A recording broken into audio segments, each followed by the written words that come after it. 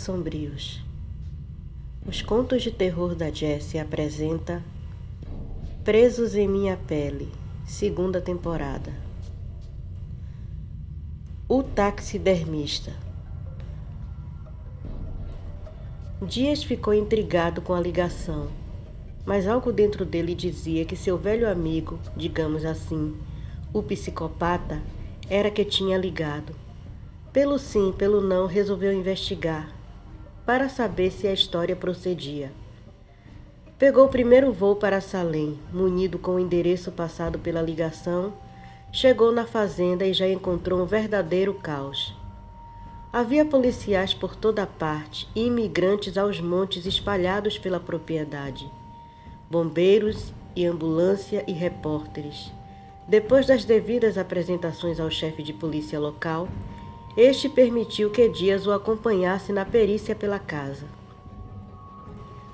Ao passar pelos imigrantes, os achou desorientados e perdidos no tempo, sem saber há quanto tempo estavam ali e o porquê de não saber informar onde alguns parentes e amigos estavam. Na casa havia uma carnificina, pessoas mortas e mutiladas, muitas faltando grandes pedaços de seus corpos. De acordo com o legista que os examinava, parecia que algum animal os havia comido, o que deixou o chefe de polícia John Gallagher assustado com o tipo de festa que Nathanael Manick dava em sua residência. Enquanto os corpos eram recolhidos, eles faziam sua caminhada pela luxuosa residência e ficaram horrorizados em saber que a bebida servida aos convidados era sangue. Mas que tipo de ritual satânico serve sangue como bebida? O chefe Gallagher olhou para ele e riu da ingenuidade ou desinformação do detetive Dias. Então falou: Não foi um ritual satânico, Dias. Foi uma festa de adeptos do vampirismo. Só que esses malucos foram longe demais, usaram sangue humano. Isso aqui envolve assassinato, cárcere privado e, dependendo do tempo que vem ocorrendo, a ocultação de cadáveres. Provavelmente encontraremos ossos em algum lugar. Dias estava assustado. Conhecia o modus operandi de seu psicopata. Ele não fazia esse tipo de coisa. Mas por que ligou para ele e o fez ir até ali? O que ele queria? O chefe Gallagher tirou ele de seus pensamentos ao dizer: Se prepare, Dias. Está prestes a ver a coisa mais bizarra de sua vida. Quando entraram no que seria o quarto de Nathanael, Dias olhou para dentro e viu que parecia ser cinzas no chão, mais nada. Então disse: O que há de bizarro nesse pó? Me parece cinzas. Não estou entendendo, chefe Gallagher. Olhe para cima, Dias. O detetive ergueu a cabeça e caiu para trás, sentado no chão. Um esqueleto preso no teto, rodeado por símbolos estranhos. Ele olhou a direção das cinzas e deduziu que as cinzas eram o que foi um dia a carne, vísceras, nervos e músculos daquele homem. Mas como uma coisa daquelas era possível? O chefe Gallagher estendeu a mão, ajudando a se levantar, e disse: Observou bem esse esqueleto, Dias? Percebeu a arcada dentária? Se não me engano, são presas de um legítimo vampiro. Dias se levantou olhando melhor e constatou que o homem estava certo. Não tinha como não ser legítimo. As presas, ou melhor, os caninos, estavam bem avantajados para o normal. Então perguntou: Tem certeza que é autêntico, chefe? Pode ser bem falso, mas se for, muda tudo o que sabemos sobre vampiros serem mitos. Isso vamos saber quando a autópsia, se é que é possível neste caso, for feita. Não vai dar certo, chefe Gallagher. Raciocine comigo. Se um vampiro é um ser humano que se alimenta de sangue, sua estrutura óssea será a dos humanos. Teríamos que ter mais do que ossos para ter certeza. O chefe Gallagher raciocinou um pouco e disse: Tem razão, Dias. Gostei de seu raciocínio. mas deve ter algo nos ossos que prove de alguma forma que não são totalmente humanos. Pode ser. Vamos torcer para ter DNA. Dias falou pensativo. Vou chamar alguém para retirar esse esqueleto daí. Porém, os planos de Galek foram por água abaixo, pois ao ser retirada a primeira estaca, todo o esqueleto se desfez em pó. Cláudio seguia para a próxima cidade. Havia recebido uma mensagem de seu clã, falando de um taxidermista em New Orleans. De acordo às informações que recebeu, ele era um Brujah, e suas ações estavam chamando a atenção das pessoas. Ele era mais um que saíra da linha e precisava ser contido. O problema era que New Orleans era território de Gabriel Hyde e seu filho Michael, um Draugr híbrido, mas não um híbrido qualquer. Michael, como seu pai, era muito poderoso. Ele conhecia a índole de Gabriel e já tinha ouvido falar de sua discrição e justiça, mas sobre seu filho ele não sabia nada. Dias estava intrigado com toda aquela série de eventos que convergiu para aquele esqueleto se transformando em pó. O que aquele psicopata queria agora? Por que estava dando pistas a ele? Será que queria ser pego outra vez? Tudo era muito confuso e ele não tinha respostas para nada, o que deixava ele nervoso e incomodado. E aquela história dos adeptos de vampirismo, que loucura foi aquela? As pessoas beberam mesmo sangue humano? Perguntas e mais perguntas. Ele fazia suas anotações sentado na viatura do chefe Galek, quando este entrou no carro e disse: Conversei com seu superior, detetive Dias. Ele concordou com minha proposta. Dias olhou surpreso para ele e perguntou: Com que proposta ele concordou? O chefe Galek riu e deu partida na viatura enquanto dizia: Somos muito parecidos, Dias. Não gosto de pontas soltas, e esse caso tem muitas, mas descobri que ele começou na sua cidade. Andei investigando. Tenho certeza que você faria o mesmo se a situação fosse inversa. Assim acabei descobrindo por que está aqui. Uma de suas pontas soltas lhe deu a informação do que aconteceu aqui. Dias suspirou. Sabia que seu chefe queria se livrar da piada do departamento, mas estragar sua investigação já era passar dos limites. Eu posso explicar, chefe Galek. O homem não deixou Dias terminar e continuou seu discurso. Não precisa, Dias. Eu entendi o que seu chefe fez. E foi uma falta de profissionalismo da parte dele. Eu, no entanto, nas poucas horas em que estive com você, percebi que seu departamento foi quem perdeu. Dias continuava confuso, tentava entender onde o homem queria chegar. Pensou em perguntar, mas acabou por desistir e deixou ele seguir em frente. Eu sou chefe de polícia de Salem, mas trabalhei para o FBI um bom tempo. Tenho um currículo impecável e carta branca para investigar e perseguir um suspeito em qualquer parte do país. Solicitei sua transferência para trabalharmos juntos nesse caso. Vamos seguir seu suspeito, Dias. Não importa em que estado americano ele esteja. Dias encarou aquele homem e pensou que ele era mais louco que ele, e então falou. O chefe lhe contou que o suspeito estava morto e sem a pele do próprio corpo? Que já se encontrava no necrotério pronto para autópsia? Ele foi bem detalhista, Dias. Parece que um ritual foi feito no necrotério para trazer esse homem de volta. Não acha isso intrigante? Não sei o que achar, senhor. Só imagino que esse homem deve ser muito importante para alguém ter tido todo esse trabalho para trazê-lo de volta à vida.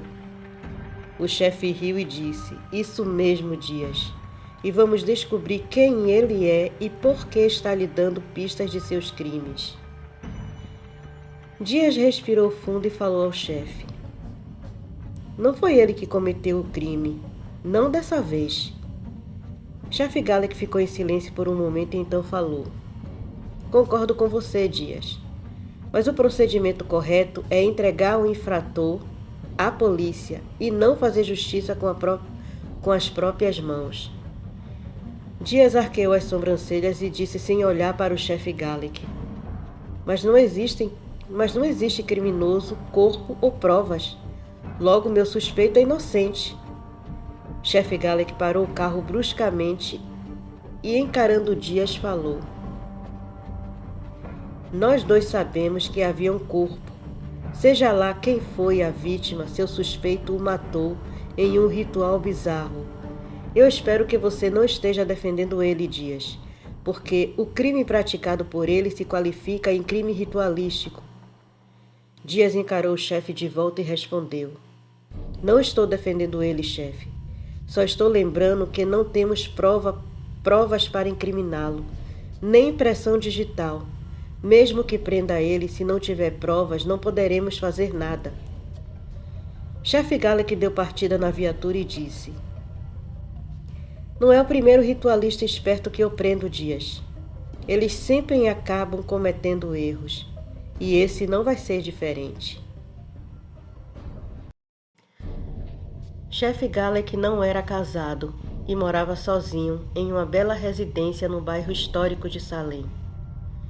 Ele levou o detetive para sua casa e o alojou num dos quartos de hóspede. Foi um ótimo anfitrião e fez com que o detetive se sentisse confortável e acolhido. Ele ficou realmente incomodado com a falta de profissionalismo do chefe do detetive. Percebeu na conversa que teve que o homem fez de tudo para queimar a reputação de Dias. Aquela atitude o deixou muito irritado. Ele viu qualidades no detetive. Sabia que ele era um ótimo investigador e percebeu isso assim que o conheceu. Não era culpa dele aquele caso ter detalhes sobrenaturais. Trancou-se em seu escritório e revia as fotos tiradas da cena do crime. Se serviu de uma taça de licor e, recostado em sua cadeira, falou para si mesmo. Nathanael Manrique, sempre desconfiei dessa sua bondade toda, mas um vampiro, eu realmente não esperava por isso. Abriu uma gaveta cuja chave ele sempre levava consigo e pegou um enorme livro com uma aparência antiga. Abriu em uma página em branco e, dando um pequeno corte em seu dedo, escreveu com o próprio sangue o nome. Nathanael Manrique. Logo as informações sobre o portador do nome surgiram magicamente no livro. Ele era um vampiro da terceira geração do clã Baali. Estava em Salem desde antes das caças às bruxas. Gallic respirou fundo e pensou. Uma escória a menos. Mas estava curioso com o suspeito de Dias. E, acessando o caso, ele viu o nome do suspeito. Um psicopata sádico chamado Cláudio Magnólio. Gallic então acessou as fotos do corpo e da pele do homem devidamente colocada na cama de sua cela, toda escrita com os nomes de suas vítimas, e seu corpo em frente à delegacia inteiramente escalpelado. Aquilo era bizarro até para ele. Com toda certeza aquele psicopata não era um homem comum. Ele virou a página do livro e com o próprio sangue escreveu o nome de Cláudio Magnólio e falou para si mesmo: vamos ver quem você é realmente. Mas, para a surpresa de Gallic, o nome de Cláudio desapareceu e seu livro se fechou com violência. Gallic sentiu um frio percorrer sua espinha ao perceber que o suspeito do detetive Dias era um livro de sangue. Cláudio chegou a New Orleans pela manhã. Era uma cidade fascinante. Seus misticismos e lendas favorecia a estadia segura de vários seres sobrenaturais que assumiam a forma humana para se misturar e conviver. Assim como ele percebeu os seres não humanos, estes também o perceberam. Alguns demonstraram hostilidade no olhar, enquanto outros indiferença. Cláudio não se importou. Não estava ali por eles. Seu alvo era um não natural, que saiu da linha e colocava o anonimato deles em risco, além de marginalizar ainda mais sua espécie. Sua excentricidade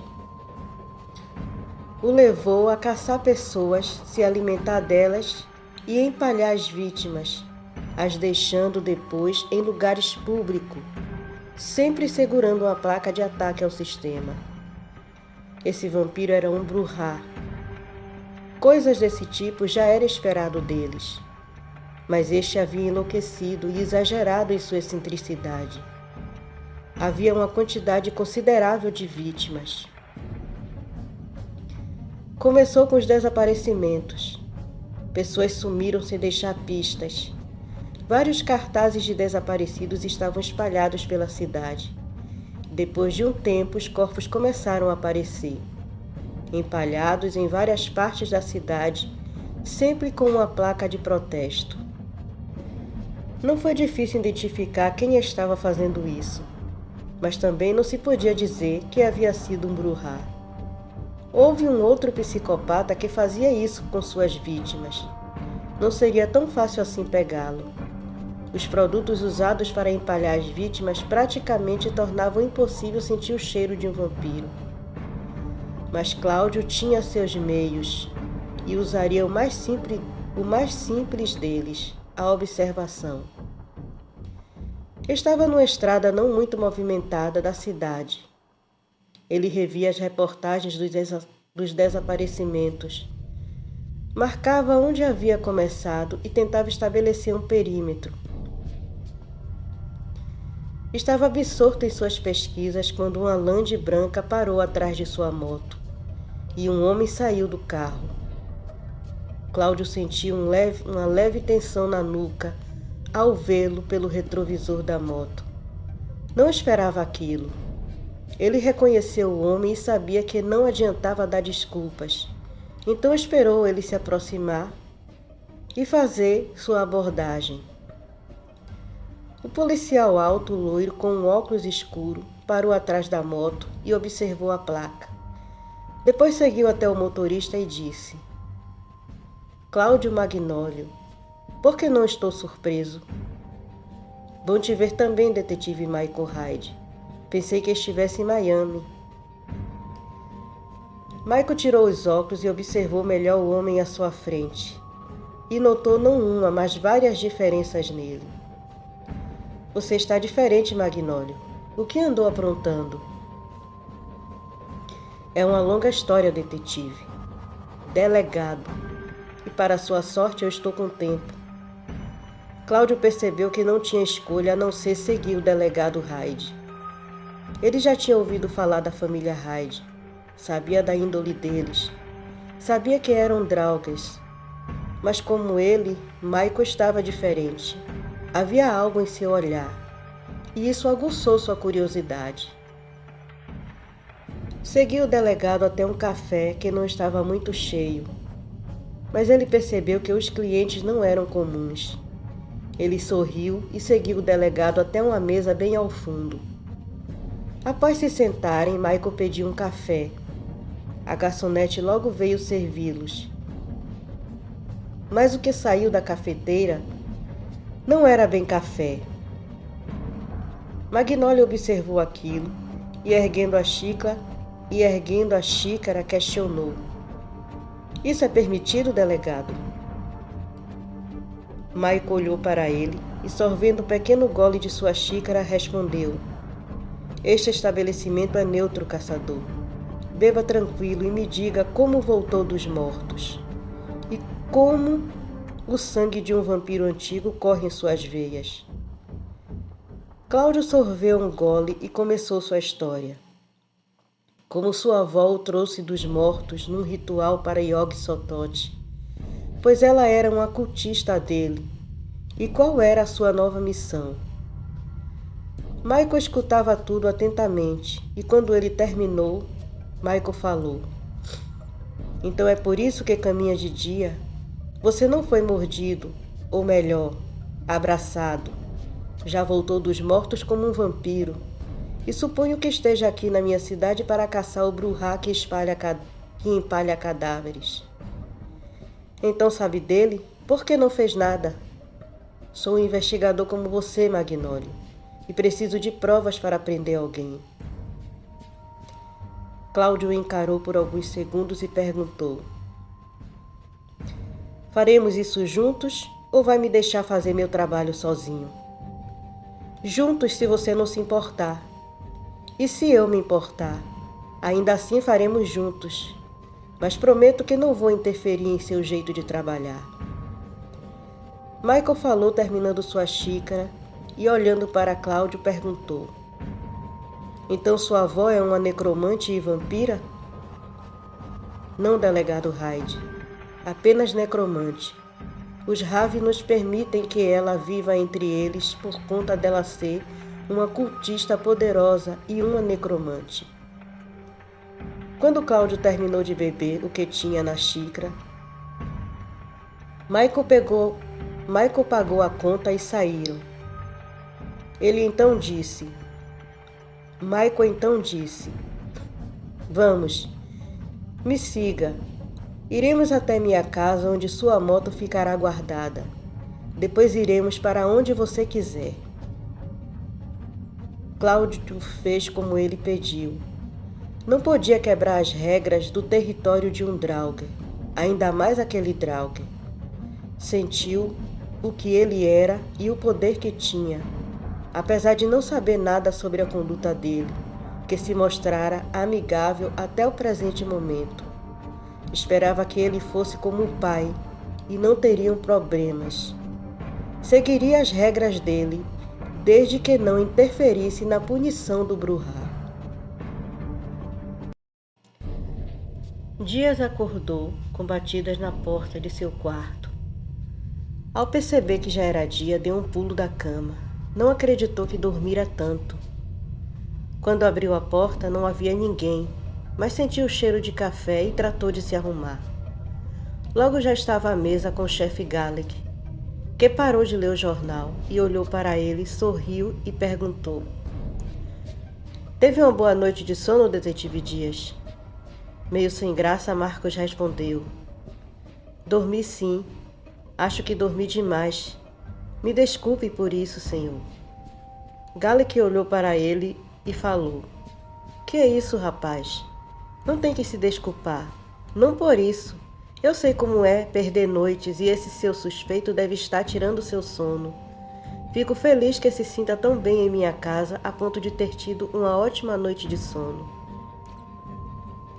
Marcos olhou para ele, menos constrangido, e falou: quem dera meu chefe entendesse as coisas dessa forma.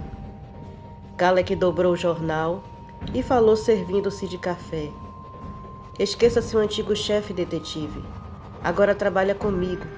Se não quiser mudar para Salem, vou entender. Mas se o fizer, terei prazer em alugar um quarto para você. Marcos sorriu para o chefe e tomou seu desjejum. Pensativo.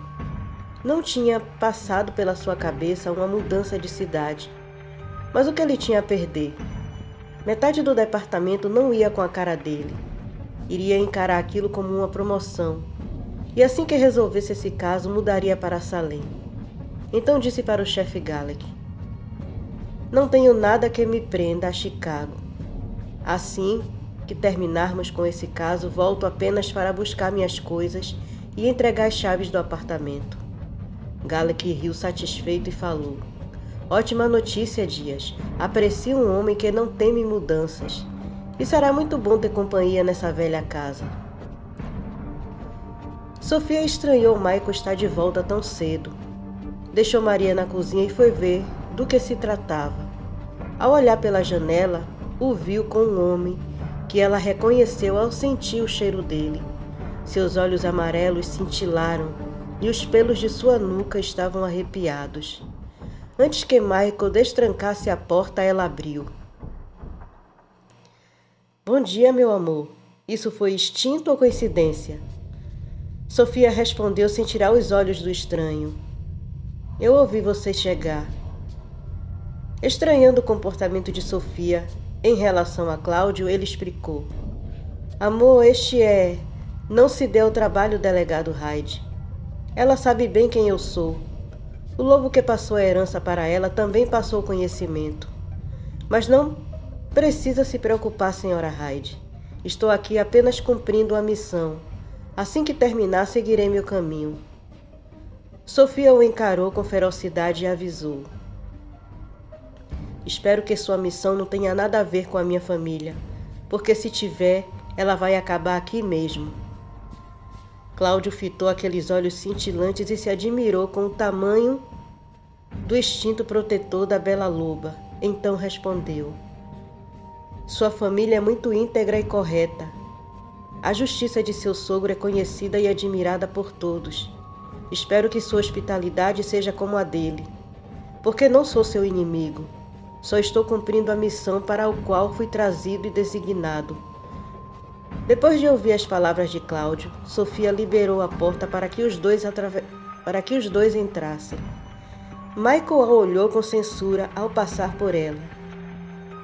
E Cláudio a cumprimentou com um aceno de cabeça. Ela pediu a Maria para preparar um quarto de hóspede e pôs a mesa de café para os dois. Enquanto comia, curioso, Michael perguntou. Como vocês se conheceram? Falo de você e o lobo que a mordeu. Antes que Cláudio respondesse, Sofia tomou a palavra. Para que você não seja tentado a romantizar sua missão, eu explico. Ela olhou para Michael e continuou. Ele é um livro de sangue. Já era um em vida. A cada vida ceifada, o nome e a alma da vítima é aprisionada no corpo dele. Eu soube que tinha morrido. Um detetive de Chicago o tinha pego, mas parece que lhe trouxeram dos mortos e agora é pior que antes. Eu espero que você saiba o que está fazendo, Michael. Trazer uma criatura dessas para nosso lar e tão próximo de nossos filhos, não acho que foi uma boa ideia. Michael olhava para um e para o outro e ainda não entendia por que Sofia o tratava com tanta hostilidade. Ela se levantou, deixando os dois à vontade. E Michael olhou para Cláudio, esperando a explicação. O pai do lobo que a mordeu não era um lupino, mas um glabro. Tivemos um encontro acalorado na minha vida humana de psicopata e eu o matei. Prendi sua alma e seu nome foi escrito em minha pele. Por isso ela me odeia. Não a culpo. Antes eu não tinha um propósito. Matava por prazer. E os nomes em minha pele eram troféus. Mas as coisas mudaram. Estou aqui para manter o equilíbrio no mundo sobrenatural. E não estou restrito só aos vampiros. Óbvio que eles são a prioridade. Quanto mais pessoas sabem da nossa existência, mais o véu enfraquece e o caos se instala. Eu fui trazido dos mortos para equilibrar as coisas. Quanto menos se souber de nós, melhor para ambos os lados. Quando terminaram, Michael se despediu de Sofia e seguiu para os locais dos desaparecimentos e, em seguida, para o necrotério, onde os corpos empalhados estavam guardados. Quando terminaram o café, chefe Galek mandou Dias fazer as malas, pois eles iriam viajar. Para onde, senhor? Vamos saber assim que chegarmos à fazenda de Manrique. Marcos olhou para ele, se perguntando se o chefe tinha conseguido alguma pista que passou despercebida por ele. Sem dizer mais nada, fez o que o homem pediu e logo estavam no carro, indo para a fazenda de Manrique. No caminho, depois de um silêncio, o chefe falou. Estive revendo o caso desse psicopata que você está no encalço. E convenhamos, Dias, não é um caso comum, desde o início. Você está lidando com um homem que tem conhecimentos ocultos, práticas ritualísticas e posso até arriscar que é um necromante. Marcos não perguntou, apenas olhou para o chefe surpreso com a naturalidade com que ele falava do que ele apenas suspeitava. E Galek continuou. Eu me interesso por esses casos. No meu tempo trabalhando para o FBI, crimes como esse não eram novidade ou causavam espanto. E entre os muitos embustes, houve alguns que realmente tinham algo sobrenatural, que não podíamos explicar, como esse seu suspeito, Cláudio Magnólio. Esse homem praticamente voltou dos mortos dias e confesso que estou curioso para conhecê-lo. Marcos suspirou e perguntou, quando viu que chegaram na fazenda de Manrique: "E como pretende encontrá-lo, senhor?" Gallic respirou fundo, olhando para a frente.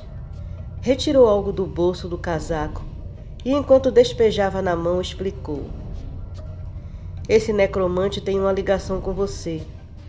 Do contrário, não teria se revelado a você na frente da delegacia, ou entrado em contato com você assim que matou Manrique.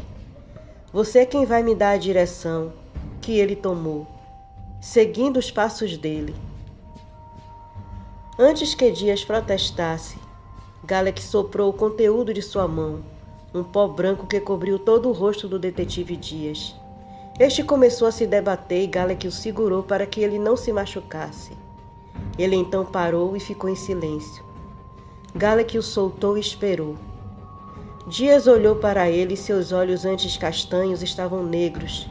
Ele então disse: "Me mostre o caminho, detetive Dias." Marcos apontou a estrada em frente e Gallic seguiu, sorrindo, vendo que suas suspeitas estavam certas. Michael deixou Cláudio bem à vontade investigando os corpos. Apenas o observava, até que num dado momento ele percebeu que o caçador não parecia sentir-se bem, até que caiu no chão se debatendo. Michael foi até ele e este se debatia até que parou, e seus olhos estavam negros. Cláudio começou a ver a estrada que saía da fazenda de Manrique, a mesma que ele usou para sair de lá. Como ele conseguiu me achar? Ele se perguntava, enquanto estava naquele estado de transe. Voltou a si, sentindo Michael sacudir. Ele se levantou e, passando a mão na testa, limpando o suor, falou: "Estou sendo seguido." Michael ajudou a se levantar e perguntou: "Quem o está seguindo?" "O detetive que me prendeu da última vez, o Marcos Dias. Só não sei como ele conseguiu. Me parece que está usando algum feitiço." "Isso é impossível, Magnólio. Eu puxei sua ficha quando percebi sua presença na minha cidade. O detetive que ele prendeu é um homem comum, simples até, não tem perfil de quem pratica ocultismo." Cláudio parou por um momento e pensou no que Michael falou. Realmente Dias não tinha conhecimento para um feitiço desse. Tem alguém usando ele para me achar. Alguém com conhecimento de ocultismo. Salem, meu amigo, o que você esperava? Alguém iria descobrir sobre você mais cedo ou mais tarde. Cláudio então tirou um canivete de sua bota e saiu do lado de fora do necrotério. E começou a olhar em volta, até avistar um pássaro que ele atraiu para si com um som que Michael deduziu ser algum feitiço. Pegou o pássaro, depois cortou a mão, conjurou outro feitiço e passou a mão cortada no pássaro, que ficou quase todo vermelho do seu sangue. Então o soltou e este voou para longe, seguiria na direção de Salem. Ele riu, imaginando a confusão que ficaria quem o estava seguindo. Michael se aproximou dele e perguntou: "Acha que vai dar certo?" "Vai dar tempo suficiente para eu terminar por aqui." "E isso vai ser rápido?"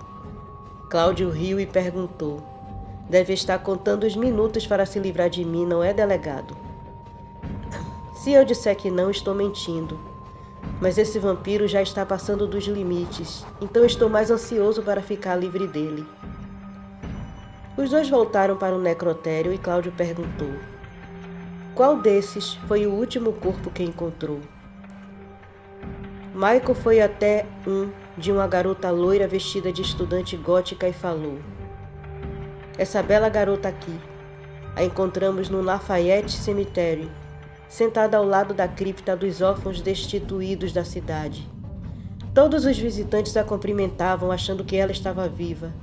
Demorou mais que os outros para que alguém percebesse que ela estava morta. Cláudio se aproximou da jovem empalhada e disse: "Vou precisar dela, delegado Hyde. O feitiço do meu perseguidor me deu uma ideia. Desde que devolva o corpo..." Cláudio riu e desenhou um pentáculo no chão. Escreveu um único símbolo rúnico no centro dele, representando o renascimento. Colocou a jovem empalhada sobre o símbolo e pôs um pó branco na mão. Depois pronunciou as palavras: Dies mies gestet, Boné doesef dovema et nemaus. Então soprou o pó no rosto da jovem empalhada. O pentáculo se iluminou e o corpo começou a se retorcer, saindo da posição de sentada para em pé. E depois cada membro recuperou seu antigo movimento. Ela então olhou para Cláudio e abriu os olhos, que eram negros como a noite. Ele então disse: "Me leve ao seu criador." Quando a jovem deu um passo para fora do pentáculo, este desapareceu, e ela caminhou para fora. Michael observava tudo incrédulo e seguiu os dois que já saíam pela porta. Galek já estava na estrada seguindo as indicações de Dias, que se encontrava em completo transe. Na verdade, sob o controle do feitiço de Galek. Mas como Cláudio conseguia ver através dos olhos dele, ele também conseguia ver através dos olhos de Cláudio. Viu onde ele estava, reconheceu a cidade de New Orleans, viu o feitiço feito com o pássaro e sentiu que aquilo era para despistá-lo.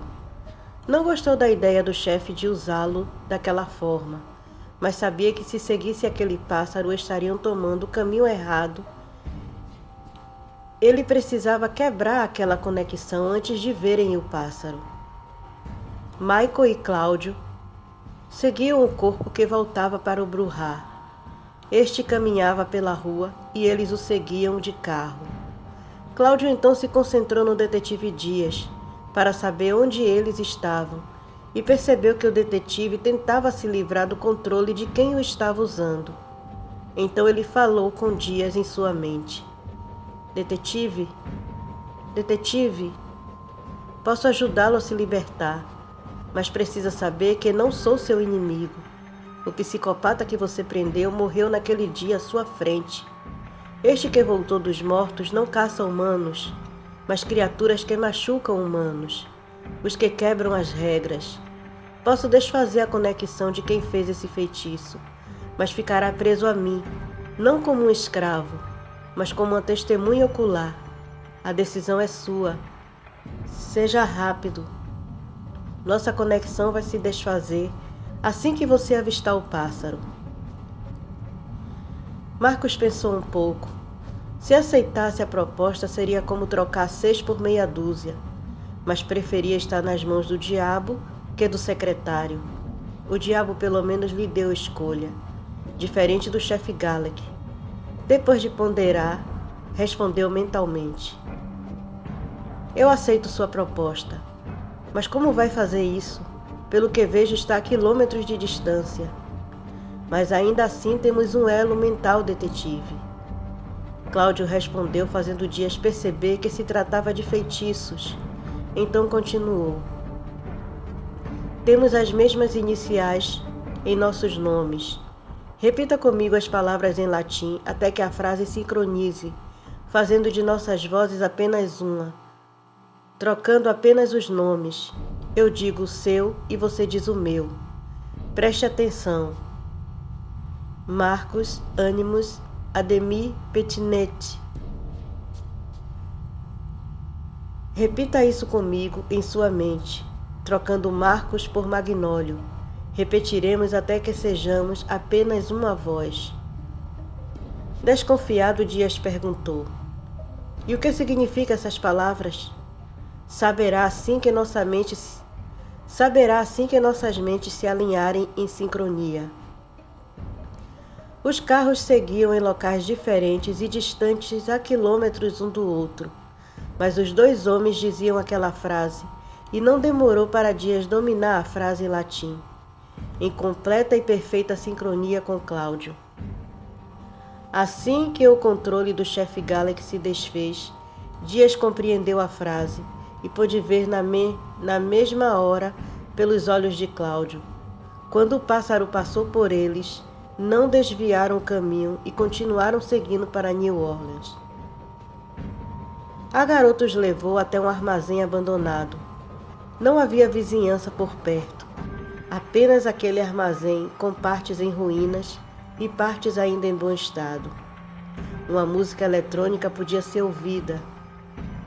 Michael parou o carro, se apoiou no volante para ver melhor o lugar e disse: "Pensei que os Brujah vivessem em grupos, mas há apenas um lá dentro." Cláudio olhou para Michael e perguntou: "Consegue vê-lo daqui?" Michael afirmou e disse: "E tem uma vítima com ele. Ainda está viva."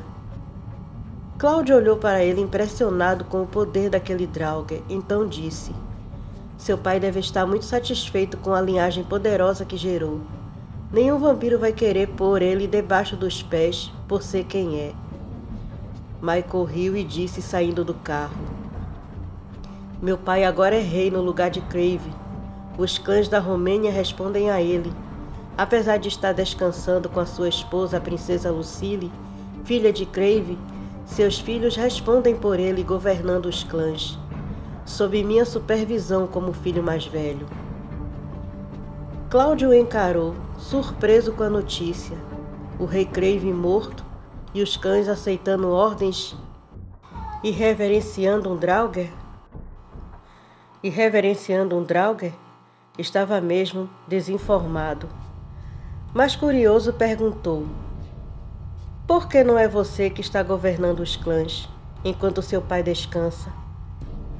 Michael respondeu, encarando Cláudio com seus olhos negros e uma pupila amarela no centro: "Meu pai tem muitos inimigos, mais do que justo que o filho mais forte cuide de seu descanso." Os dois caminharam com cautela até o armazém e procuraram um local de onde pudesse observar o Brujah. Cláudio então perguntou: "O que você é, delegado Hyde?" Michael sorriu para ele e disse, sabendo que mais cedo ou mais tarde ele perguntaria isso: "Até que você demorou. Pensei que seria a primeira coisa que iria me perguntar. Há 3 raças correndo em meu sangue. Sou um humano que possui o sangue Draugr, o vampírico e o lupino. Eu deveria estar morto, mas por algum motivo que desconheço, ainda estou vivo. Talvez Fenrir, o fiel escudeiro de meu pai, tenha algo a ver com isso. O fato é que sou o mais forte da linhagem Hyde. Espero que não resolva me caçar depois de saber disso." Cláudio riu e disse, já se preparando para selar o destino do Brujah: "Seria uma caçada e tanto, mas meus serviços são só para os que saem da linha. Me contento em sermos amigos, se estiver bem para você." Michael sorriu e passou a observar a feitiçaria cigana do vampiro Ravenon. Estava achando fascinante todo aquele conhecimento. Cláudio colocou a palma da mão na parede do armazém e sentiu onde o Brujah estava. Se colocou na direção dele e disse em latim: "In pulveris fastice." Seus olhos brilharam num vermelho incandescente e sua mão emitiu um brilho vermelho. Logo toda a parede se desfez em pó. A música alta tinha deixado o Brujah num estado de transe e loucura. Ele saltou sobre a jovem que estava presa numa mesa de autópsia. Ele usava sua influência para mantê-la quieta e se preparava para sugar sua vitae. Cláudio deu um passo para dentro do armazém, retirou um pequeno frasco com o que parecia sangue e pingou uma gota na mão. Estendeu a mão na direção do Brujah e disse um encantamento: "Anima immortalis pet nuc." No mesmo instante, o Brujah paralisou. Seu poder influenciador sobre a garota foi quebrado. E quando ela viu aquela criatura sobre ela, com aquela fisionomia animalesca e caninos enormes, começou a gritar em completo terror. Cláudio olhou para Michael, que entendeu. Entrou e foi até a garota. Usou sua influência para fazê-la dormir e desamarrou e tirou ela de lá, a levando para o carro. Cláudio então fez um pentagrama onde o vampiro estava paralisado. Colocou velas em todas as 5 pontas e disse outro encantamento. Famatus Slevis, Nasex Malon Terramotes, Vantis Co Encandis. Esse encantamento quebrou primeiro, libertando o vampiro da paralisia. Mas ele estava preso dentro do pentagrama. Desesperado com tudo aquilo, ele disse furioso: "O que pensa que está fazendo? Solte-me agora! Não pode interromper um Brujá num ato de protesto. O governo nos transforma em marionetes. Minha arte mostra a real intenção deles. Não vê, irmão? Como nos tratam? Como nos forçam a nos esconder? Somos superiores. Podemos mudar toda a ordem e criar leis e governos mais justos para todos." Cláudio nada dizia. Com um movimento de mãos, fez a mesa de autópsia e o vampiro flutuarem. Retirou a mesa, deixando o Brujá sozinho no centro do pentagrama. Então ele disse, olhando nos olhos do vampiro, que saiu da linha expondo a existência deles e se entregando a Diaberre: "Pobre criatura atormentada, chegou a hora de pagar pelos seus pecados. Seu nome será arriscado desse mundo e escrito em minha pele. Essa será a única lembrança de sua existência. Hans Requier, você conhece o inferno?" Michael olhava tudo aquilo do lado de fora do armazém. Não deixou de pensar como aquilo era assustador. Um vampiro com conhecimento de magia e necromancia, capaz de caçar e riscar do mundo outras criaturas como ele. Onde a única prova de que um dia existiram eram seus nomes escritos em sua pele. Como Sofia havia dito, um livro de sangue. Dias via tudo aquilo e sentia tudo junto com Cláudio, como se estivesse ali fisicamente. O terror que estava sentindo em ver aquela criatura, que para ele não passava de lenda, chamou a atenção do chefe. Chamou a atenção do chefe Gallic, que parou o carro e passou a observá-lo, percebendo que já não tinha mais o controle sobre ele. Cláudio estendeu a mão para o Brujá e, com a outra segurando o recipiente, disse: "Venez sanguis, venez sanguis. Venez sanguis la force de la bête a moi. Venez sanguis ao moi." O Brujá começou a se debater assustado, quando viu que de seus poros e todos os orifícios de seu corpo saía sangue, e se juntava no ar, seguindo um caminho invisível para o recipiente na mão de Cláudio. Dias respirava ofegante e em pânico total. Michael via aquela cena e entendeu o medo e a aversão de Sofia em relação a Cláudio. Ela o via como uma ameaça, da qual queria distância. O sangue do vampiro saiu até a última gota, e com ela uma fagulha que flutuou até Cláudio e se prendeu ao corpo dele, escrevendo o nome do Brujá em sua pele. O corpo do vampiro virou um esqueleto petrificado sem vida. Ele apagou as velas e as guardou, e deixou apenas o pentagrama com aquele esqueleto petrificado no centro. Fechou o recipiente e foi em direção a Michael, que olhou o nome ainda brilhando em seu pescoço. Dias aos poucos foi se acalmando, mas ele compreendeu o que Cláudio quis dizer quando falou que agora só caçava e punia as criaturas que saíam da linha. Chefe Gallic tocou no ombro dele e disse: "Então, detetive Dias, o que você viu?" Dias olhou para ele o encarando e, antes de dizer o que viu, falou muito irritado com o chefe Gallic: "Não se atreva a me usar novamente sem minha permissão. Isso que fez, senhor, é abuso de poder. Se algo assim acontecer novamente, fará sua investigação sozinho. Galek o fitou por um momento, tentando imaginar como ele descobriu, e por fim disse: Tem razão, Dias. Eu deveria ter lhe explicado como faria, mas imaginei que se recusaria, por isso agi assim. Dias respirou fundo e respondeu à pergunta do chefe. Ele caçou outro vampiro. Está no armazém, num terreno baldio em New Orleans. Dias disse apenas o que o chefe Galek queria ouvir. Ele omitiu o que Michael era e como Magnólio pegava seus alvos, e que ele já estava saindo da cidade. No fundo, ele começou a entender que Magnólio já não era mais uma ameaça, mas percebeu que o chefe Galek não pensava assim, e se ele fosse defender a causa de Magnólio, o chefe Galek o consideraria cúmplice, mesmo sabendo que as vítimas eram criaturas sobrenaturais, e influente como era, ele acabaria preso em algum lugar esquecido por Deus. Michael levou a garota para o hospital e explicou ao médico que ela estava confusa, pois foi vítima de um psicopata que quase a matou. Levou Cláudio até sua casa para que ele pegasse sua moto e o acompanhou até os limites da cidade. Tenho uma dívida com você, delegado Hyde. Se algum dia precisar de ajuda, basta me convocar, que eu virei, não importa onde eu esteja. Michael sorriu e apertou a mão dele, dizendo: Boa viagem, caçador, e boa sorte. Vou cuidar bem de seu amigo policial. Siga em paz, meu amigo. Antes de sair, Cláudio disse a ele: O detetive Dias é um bom homem, mas deve ter cuidado com o outro que está com ele.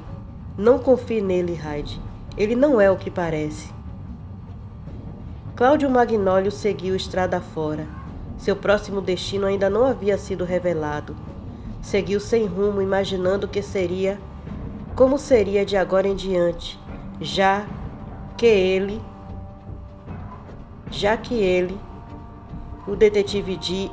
e o detetive Dias tinham uma ligação permanente.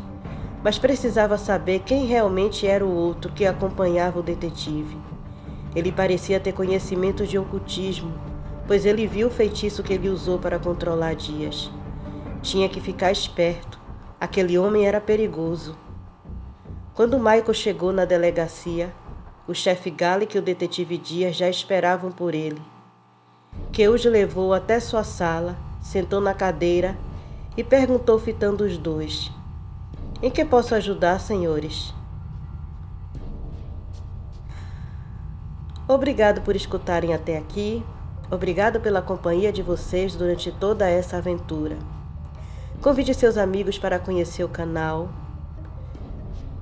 Se inscrevam, curta, compartilhe. E você que vem até aqui e gosta do conteúdo, mas ainda não é um inscrito, considere se inscrever e fazer parte da família de Sombrios.